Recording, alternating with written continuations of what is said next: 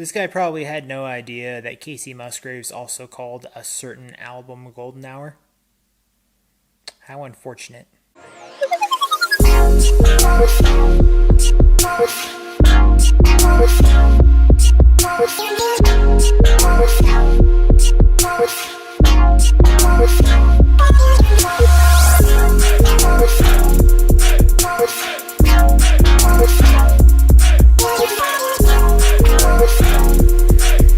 Welcome back to Y.E.S, everyone. Today we're going to talk about Golden Hour, the third studio album released by Kygo. Kygo is one of those artists who, once again, as an EDM artist, has released a lot of singles, which I have, for the most part, enjoyed.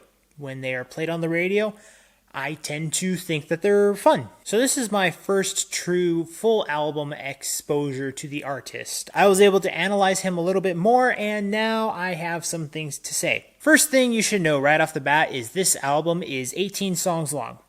Now, I have listened to a number of albums that are longer than that. However, some of them have not actually felt the length that they are as much as this album has.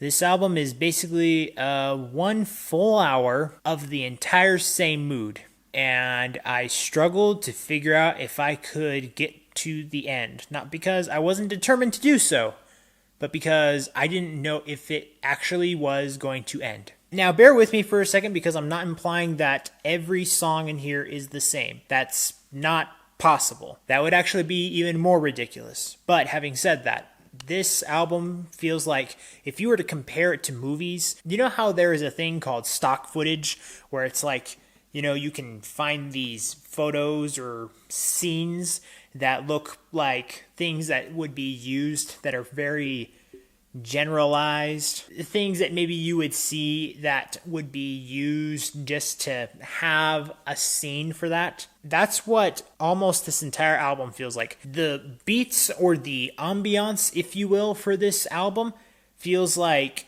it's all kind of similar, but just taken from different angles. I don't know what that was, but you know what I mean? But the one thing that is different is the number of vocalists that we have here. Now, how to describe the vocalists to you? Around Halloween, you ever see those variety candy bags? You don't want to be like the person who has only like one set of candy, so you buy these variety packs where they're like the mini kind, and then the kids can come up to your door and you can just pick whatever you want.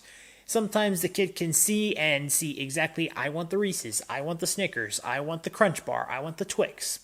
You get my point. This feels like a variety bag of artists. It doesn't feel like those expensive candy bars or anything that would be a very unusual standout in that regard. It has its variety.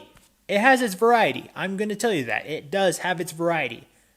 But how many of them are helping the songs pay off? That's the question that I had. I don't know how many of you are going to have completely different reactions, but most of the vocalists did not add their flavor, or the needed flavor, in order to make these songs switch it up enough. With those two elements that I am talking about here, we have almost no range of feeling or emotion here. It feels like one long, drawn-out hour of the same thing, where you recognize it's a different beat, a different song each time, but you think you're getting the exact same thing. It's like going and buying a bunch of different pastas in order to make spaghetti, except every single night you're still getting spaghetti, despite the fact that it's a different brand. You might recognize it, but you're like, why are we having the same meal for the next 18 nights in a row? And no one has an answer for you. Now, like I was trying to imply before,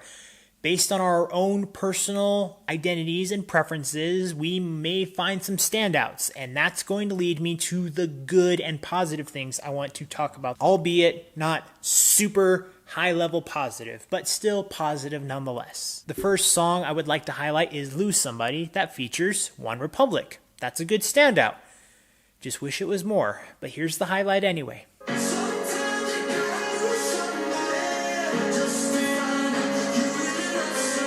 The next song I would highlight is Broken Glass, that has Kim Petras.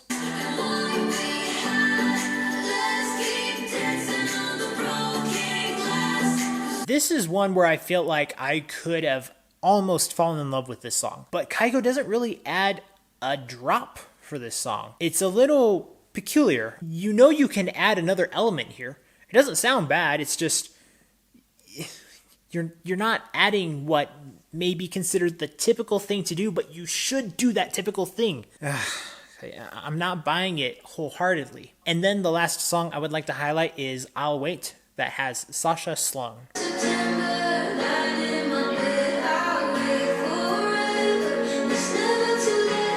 And yeah, those are the highlights that I have.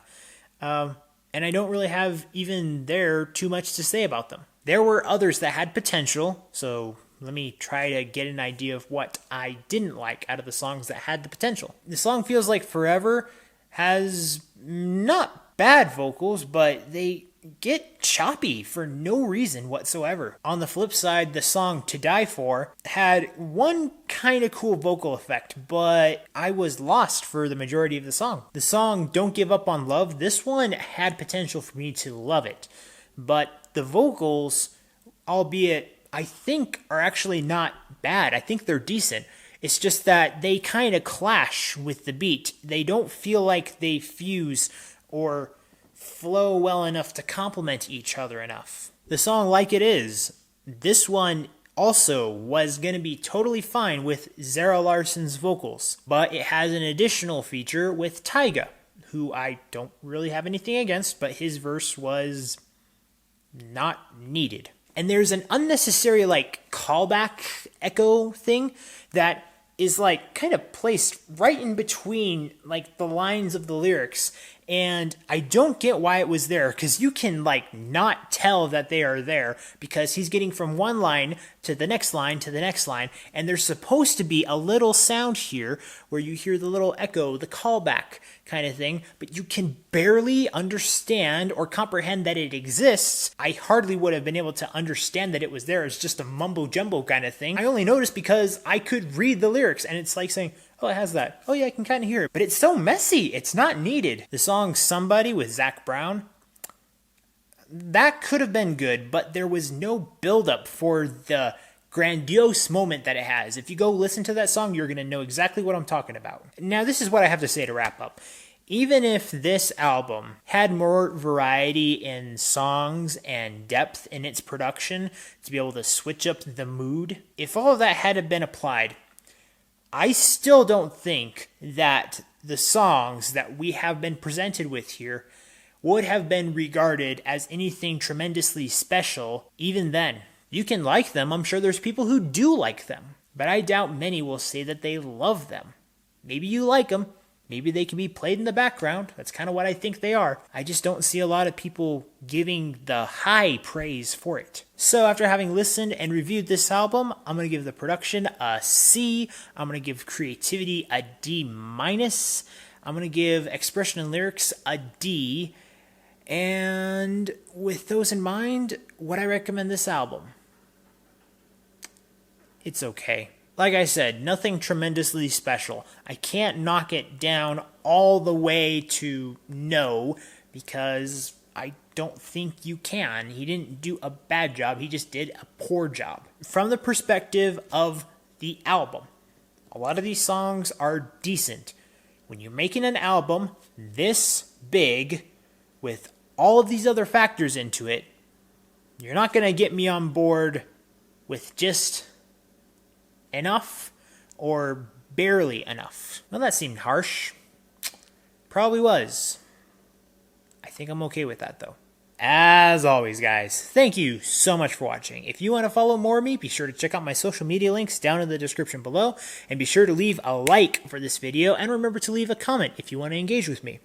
And if you want to discover, promote, and review the best in entertainment, remember to subscribe so you can get that yes in your life. See you next time.